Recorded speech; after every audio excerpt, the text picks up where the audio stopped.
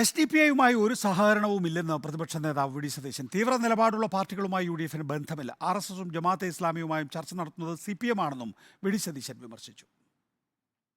ഞങ്ങൾ അവരുമായിട്ട് ഒരു ധാരണയും ഇല്ല. ഞങ്ങൾ അവരുമായിട്ട് സംസാരിച്ചിട്ടില്ല. ഞങ്ങൾ അവരുടെ പിന്തുണയെ ആവശ്യപ്പെട്ടിട്ടില്ല.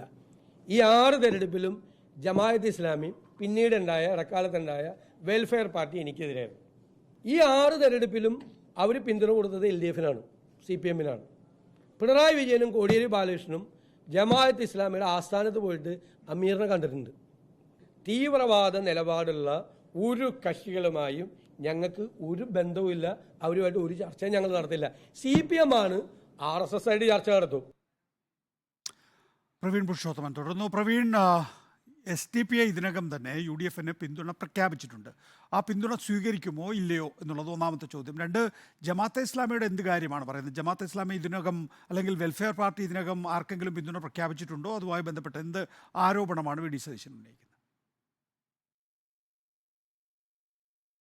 അരികേഷ്, പ്രതിപക്ഷ നേതാവ് വി ഡി സതീശൻ ഇന്ന് പത്തനംതിട്ട തിരുവല്ലയിൽ നടത്തിയ വാർത്താ സമ്മേളനത്തിൽ മാധ്യമപ്രവർത്തകർ ആവർത്തിച്ച് ചോദിച്ച ചോദ്യങ്ങളിൽ ഒന്ന് എസ്.ഡി.പി.ഐയുടെ പിന്തുണ യു.ഡി.എഫും കോൺഗ്രസും സ്വീകരിക്കുമോ എന്നുള്ളതായിരുന്നു. അതിന് പ്രതിപക്ഷ നേതാവ് കൃത്യമായി മറുപടി പറഞ്ഞത് വ്യക്തമായൊരു മറുപടിയല്ല അദ്ദേഹം നൽകിയത്. കാരണം എസ്.ഡി.പി.ഐയുടെ പിന്തുണ വേണമെന്നോ വേണ്ട എന്നോ പ്രതിപക്ഷ നേതാവിൻ്റെ മറുപടിയിൽ നിന്നും നമുക്ക് വ്യക്തമാക്കാൻ കഴിയുന്നില്ല. അതിന് അദ്ദേഹം നിരവധി ഉദാഹരണങ്ങളൊക്കെയാണ് പറഞ്ഞത്.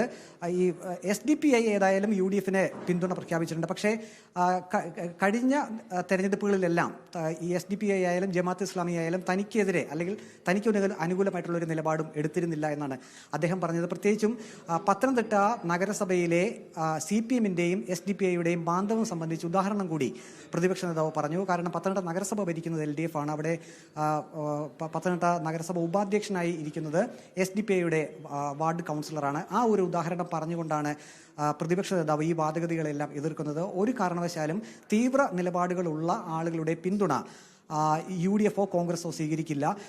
വോട്ട് എന്നുള്ളത് ഓരോരുത്തരുടെയും വ്യക്തിപരമായിട്ടുള്ള കാര്യമാണ്. അത് ഒരാൾ ഒരു പാർട്ടിക്ക് വോട്ട് ചെയ്യുമ്പോൾ അത് വ്യക്തിപരമായിട്ടുള്ള കാര്യമാണ്. അത് എസ്.ഡി.പി.ഐ ആണോ അല്ലെങ്കിൽ മറ്റ് ഏതെങ്കിലും രാഷ്ട്രീയ നിലപാടുകളുള്ള ആളുകളാണോ അങ്ങനെ വോട്ട് ചെയ്യുന്നതെന്ന് കോൺഗ്രസിനോ അല്ലെങ്കിൽ യു.ഡി.എഫിനോ പറയാൻ കഴിയില്ല എന്നൊരു വാദഗതിയാണ് പ്രതിപക്ഷ നേതാവ് ഉന്നയിക്കുന്നത്. അതോടൊപ്പം തന്നെ ജമാഅത്തെ ഇസ്ലാമിയെ പറ്റി പറഞ്ഞത് അത് പലപ്പോഴും ഇടതുപക്ഷത്തിന് സപ്പോർട്ട് ചെയ്യുന്നൊരു പാർട്ടിയാണ്. അപ്പോൾ അതിൽ എന്താണ് മാധ്യമപ്രവർത്തകരുടെ നിലപാട് എന്നാണ് അദ്ദേഹം തിരിച്ചു ചോദിക്കുന്നത്. ജമാഅത്തെ ഇസ്ലാമിയുടെയും ഒപ്പം എസ്.ഡി.പി.ഐയുടെയും പിന്തുണ സംബന്ധിച്ച് പ്രതികരിക്കുകയായിരുന്നു. അവരുമായി ചർച്ച നടത്തിയിട്ടില്ല എന്ന വാദമാണ് വി ഡി സതീശൻ ഉന്നയിക്കുന്നത്.